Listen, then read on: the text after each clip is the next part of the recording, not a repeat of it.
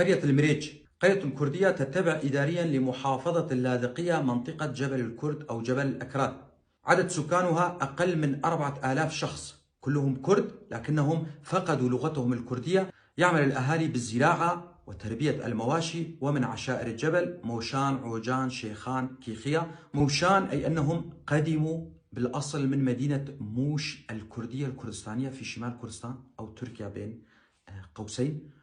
وكيخية، كيخية اسم كردي خالص، كي هو الشخص ذو المكانة العالية، وخي خية متأتية من خو أي الشمس، بمعنى رب الشمس أو إله الشمس. هذا هو معنى اسم كيخية. قرى جبل قسم اللاذقية تعرض لقصف شديد من قبل قوات الأسد، لذلك تدمرت الكثير من قراه. هم بحاجة إلى إعادة بناء قراهم والعودة إلى قراهم بعد أن تهجروا نتيجة القصف.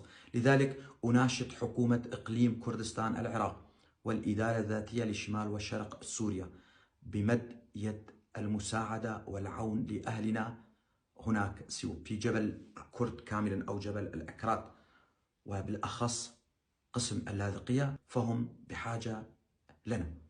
وصلتني هذه المعلومات من أحد أبناء منطقة جبل الكرد أو جبل الأكراد، وأنا ألقيها بصوتي. أنا علي عبد الله كولو، محامٍ منطقة درباسية. أتمنى كما يتمنى كل الكرد الناطقين بالكردية أن يتعلم أهلنا في الجبل لغتهم الكردية، وأن يعلموها لأولادهم، وأن يسموا أولادهم بأسام كردية، فلغتنا الكردية كبقية اللغات هدية من الله، وعلينا أن نتعلمها. دمتم أهلنا في جبل الكرد أو جبل الأكراد وقرية المريج.